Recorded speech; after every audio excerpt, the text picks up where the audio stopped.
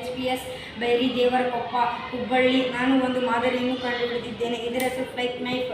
ಇದನ್ನು ಮಾಡ್ಬೇಕಂದ್ರೆ ice cream ಕಡ್ಡಿ, ಸ್ಕೇಲ್ ಮತ್ತು ಆಮೇಲೆ ಕಟರ್, ಆಮೇಲೆ ಸೀಸ್ ಪೆನ್ಸಿಲ್, ಕತ್ರಿ ಮತ್ತು ರಬ್ಬರ್ ಬೇಕು. ಇದೊಂದು ಯಾಂತ್ರಿಕ ಸಾಧನವಾಗೈತಿ. ಇದರೊಳಗೆ ಸ್ಪ್ರಿಂಗನ್ನು ಅಳವಡಿಸಿರ್ತಾರೆ. ಉದಾಹರಣೆ ನಾವು ಟಿಕ್ಟಾಕ್ ಪೆನ್ನೊಳಗೆ ಇರ್ತೈತಲ್ಲ ಸ್ಪ್ರಿಂಗ್, ಅದನ್ನು ನಾವು ನೋಡ್ಬೋದು. ಮತ್ತು ಬಳಕೆದಾರನು ಇದನ್ನ ಹೊಡೆದ ನಂತರ ಫಸ್ಟ್ ನಾವು ಒಮ್ಮುಕ್ಲೇದು ಹೊರಗೋಗ್ತೈತಿ. ಈ ಕ್ರಿಯೆಯಲ್ಲಿ ಸ್ಥಿತಿಸ್ಥಾಪಕ ಶಕ್ತಿಯ ಚಲನೆಯಲ್ಲಿ ಪರಿವರ್ತನೆಗೊಳ್ಳುತ್ತದೆ. ಆಮೇಲೆ ಮತ್ತು ಈಗ ಇದ್ರೊಳಗೆ ಘರ್ಷಣೆ ಉಂಟಾಕತ್ತೆ. ನಮ್ದು ಹೆಂಗಂತ ಕೈ ಮತ್ತು ಐಸ್ ಕ್ರೀಮ್ ಕಡ್ಡಿ ಒಳಗೆ ಘರ್ಷಣೆ ಉಂಟಾಕೈತಿ. ನಾವು ಇದನ್ನೇನ್ರೆ ಮಿಡಲ್ ಹಾಕಿದ್ವಿ ಅಂತಂದ್ರೆ ಅದು ಸಡನ್ಲಿ ಓಪನ್ ಆಗೋದಿಲ್ಲ. ಆಮೇಲೆ ಪೂರ ಮುಂತತ ಹಾಕಿದ್ವಿ ಅಂದ್ರೆ ಅದೆಷ್ಟು ಲಘು ಓಪನ್ ಆಕೈತಿ. ಆಮೇಲೆ ಪೂರ ಲಾಸ್ಟ್ ಹಾಕಿದ್ವಿ ಅಂದರೆ ಅದು ಓಪನ್ ಆಗೋದಿಲ್ಲ. ಮತ್ತು ಇದು ಗಡಿಯಾರದ ದಿಕ್ಕಿನಲ್ಲಿಟ್ಟಾಗ ಗಡಿಯಾರದ ವಿರುದ್ಧ ದಿಕ್ಕಿನಲ್ಲಿ ಚಲಿಸುತ್ತದೆ. ಆಮೇಲೆ ಗಡಿಯಾರ ವಿರುದ್ಧ ದಿಕ್ಕಿನಲ್ಲಿಟ್ಟಾಗ ಗಡಿಯಾರದ ದಿಕ್ಕಿನಲ್ಲಿ ಚಲಿಸುತ್ತದೆ. ಧನ್ಯವಾದಗಳು.